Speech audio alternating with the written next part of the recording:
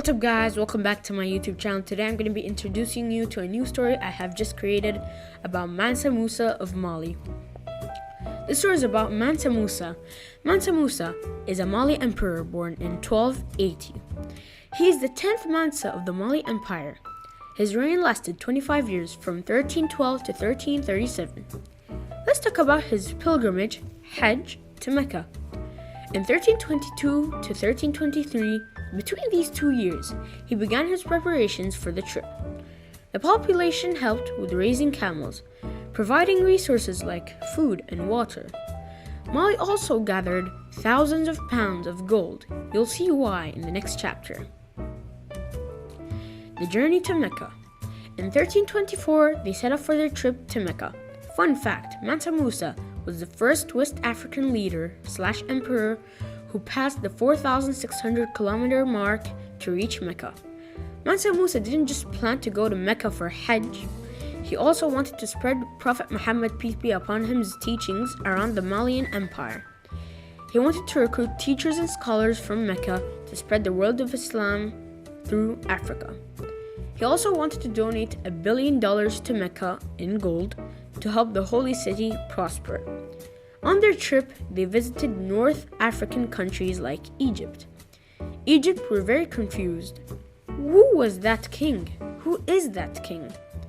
In the 1300s, no country knew what Mali was because they were in the West African parts of Africa. But then they knew because Mansa Musa unexpectedly lost all his 1,000 plus kilogram of gold. So he took money from Egypt, leaving them in debt.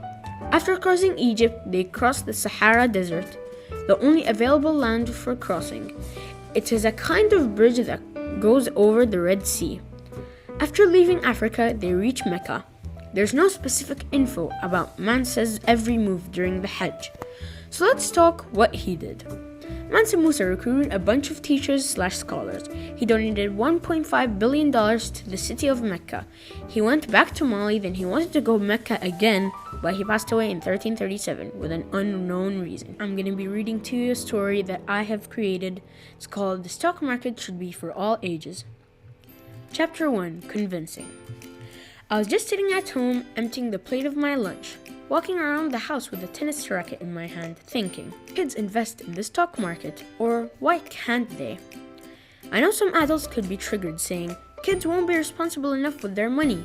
They should grow up and then think about the market. But wait, let me explain. After my mom arrived from work, I started the conversation with a question. She wasn't convinced enough because she always thought the rule was that the stock market is for adults. But after a long explanation I gave her, she started understanding and gave me the idea to make this story. As a kid myself, you can't imagine a 12-year-old boy writing a book about why kids should invest. This story could flop or change the history of the stock market. Chapter 2, The Benefits. I want to send a message to the adults that may be reading this book. Anyone reading this, adults, parents, grandparents, if kids are able to learn about the stock market, then that will open a new speech that parents can actually say without hurting their child's feelings. If you want money, go make it yourself. Parents say that to their kids knowing it could hurt their feelings. If you're not convinced yet, here's my way of thinking. You won't need to give your child an allowance that may drain your bank account. You can give them an amount that they're able to make money off from the stock market. I'm not saying a higher amount. I'm saying give them a good amount they can work with within a month. And in the other months, you can decrease their allowance. Why? Because they'd be making money off their shares and investments. Parents, you can choose. Give them an amount and leave them alone, or just decrease their allowance. Because remember, maybe Jeff Bezos or Tim Cook are lending them some money in shares. Still not convinced yet? If you're a kid and you're convinced, you can send my message to your parents. If you think there's a need to be more explanation to convince your parents, then keep listening. Chapter 3, Turning it into a subject. Music, art, and PE. Do you think that counts as learning? If these are what you call a hobby, there's no academic reason for doing these. These so-called subjects should be removed and be called hobbies. Where do hobbies belong? In either a school named after that hobby or at home. If you're sure that your major will be music, art, or PE related activities, then you won't have enough time at school to pursue it. School in general doesn't teach you how to make money. They only give you that one answer, and that is when you finish college, you'd be able to find a job and make money.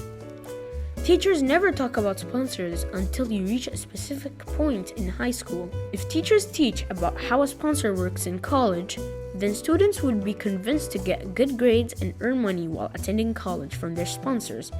I just realized it's not just teaching kids about the stock market, it's teaching kids how to make money in general. There should be how to make money ASAs, after school activities, by the way. Or if people take it seriously, we could work together and it could turn into a subject country by country.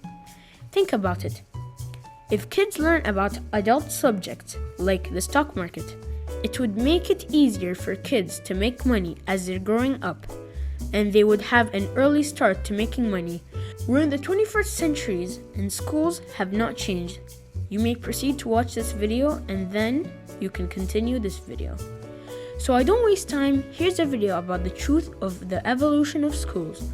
In the school evolution, are teachers taking a front step to the future or a step back to the past?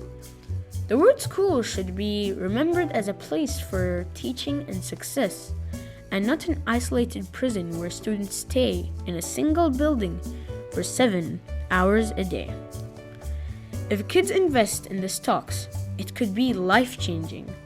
Online schooling is a better way to learn. Online school is the way to success.